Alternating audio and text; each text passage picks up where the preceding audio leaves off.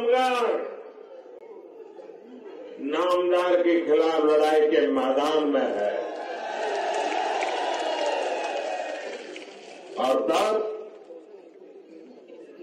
आप ही में से एक आपसे जरा भी अलग नहीं, जो जिंदगी आप गुजारते हैं वही जिंदगी मैंने गुजारी है।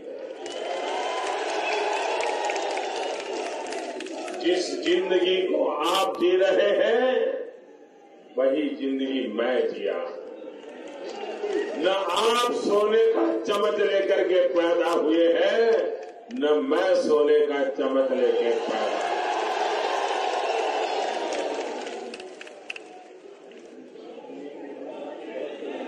न आपके माता पिता दादा दादी कभी राज करते थे, न मेरे माता पिता दादा दादी कभी राज करते थे। पहली बार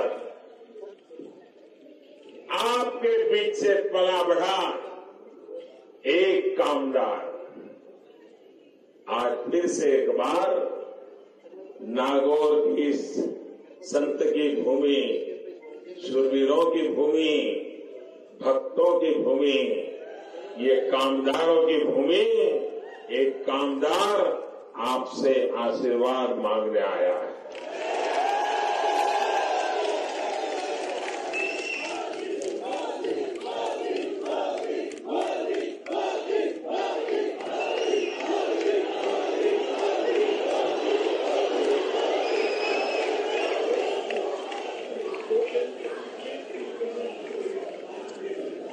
भाइयों बहनों,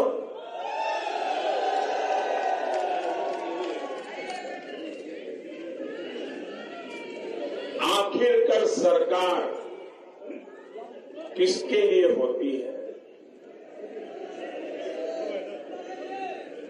सरकार गरीबों के लिए होती है।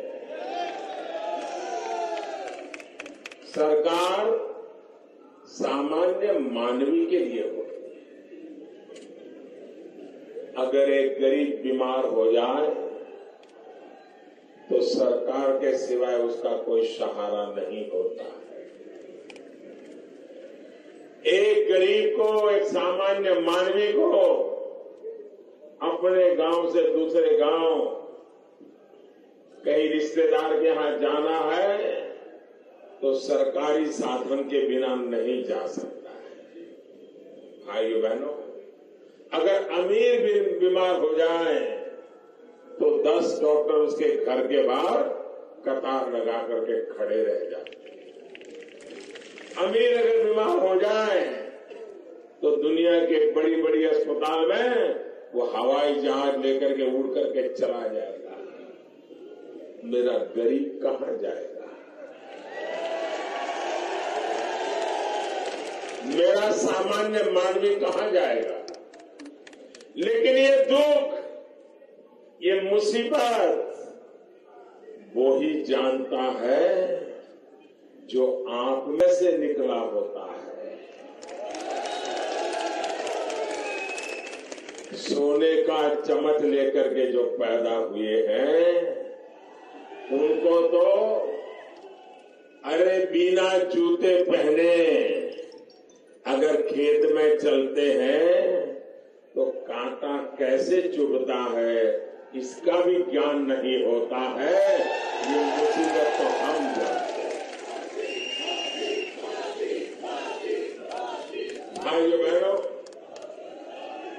कुछ लोग तो ऐसे हैं, कोई कागज पकड़ा ले और कोई बोल दे यहाँ किसानों का बोलना है तो वो रख लेते हैं।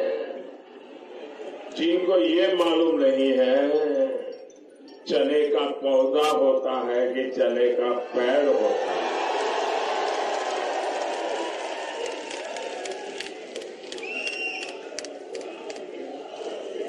जो मूंग और मसूर में फर्क नहीं समझते हैं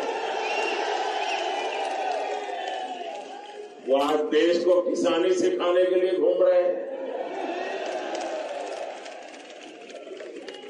भाइयों बहनों, जो धरती से कटे हुए हैं जो जन जन से जिनका 4-4 पीढ़ी का भी नाता नहीं रहा है, ये लोग कभी आपके दुख को समझ नहीं सकते हैं, आपके दुखों को कभी दूर नहीं कर सकते। और इसलिए भाइयों बहनों, हम आपसे इस चुनाव में वोट मांग रहे हैं। एक, हमारे काम के आधार पर वोट मांग रहे हैं। दूसरा, हम विकास का मंत्र लेकर के चले हैं, उसके लिए वोट मांग रहे हैं। भाइयों बहनों, हम आपसे हमारे पोते पोतियों की भलाई के लिए नहीं मांग रहे हैं। हम आपसे वोट मांग रहे हैं इस धरती का भला करने के लिए, यहाँ के जन जन का भला करने के लिए, आपके सपनों को साकार करने के लिए मैं आपसे वोट मांग रहा हूं।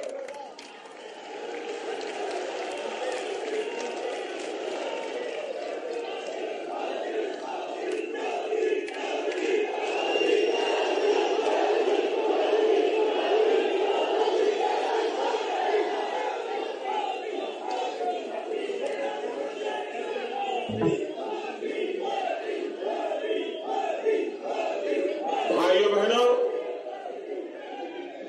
ये हमारे राजस्थान की सबसे बड़ी समस्या पानी की। अगर राजस्थान के लोगों को पानी मिल जाए ना, तो मिट्टी में से सोना पैदा करने की ताकत है।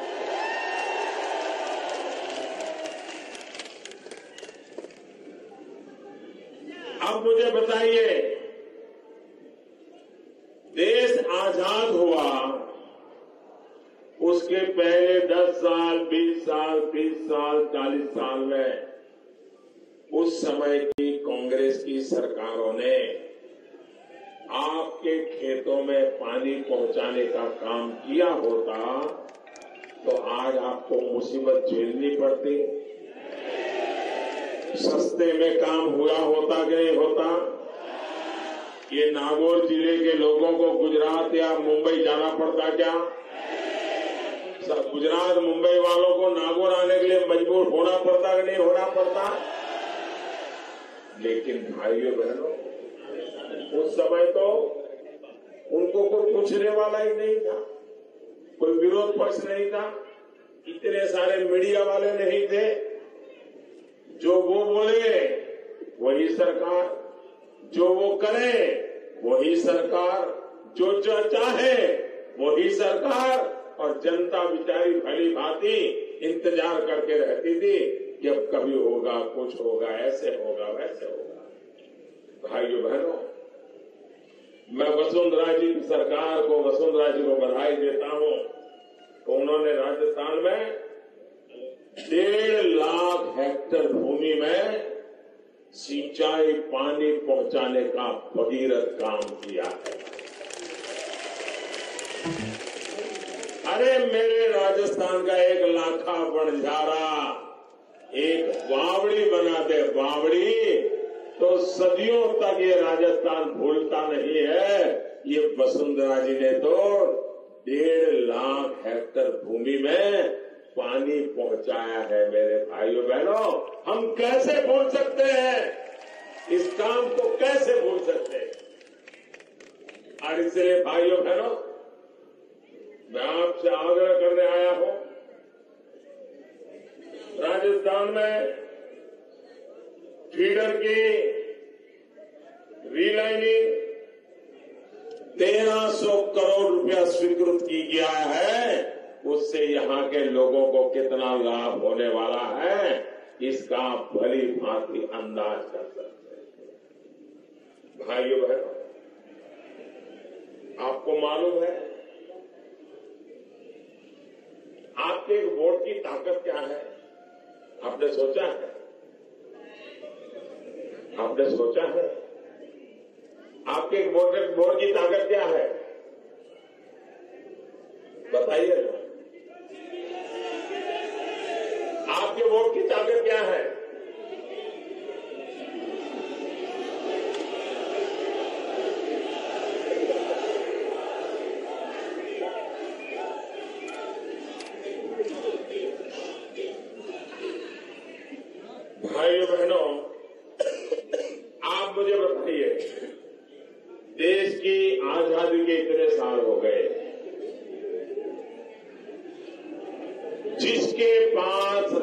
के लिए घर नहीं है, उसको रहने के लिए अपना खुद का पक्का घर मिलना चाहिए कि नहीं मिलना चाहिए? आप सब बताइए, मिलना चाहिए नहीं मिलना चाहिए? आपके राजस्थान में 50 लाख भाइयों बहनों, हमारे देश में 1,25,00,000 ऐसे लोग जिनके पास रहने को घर नहीं था, कच्ची सी छोटी सी जगह पे झूपड़ी जैसी बना करके रहते थे। 1,25,00,000 इनको रहने का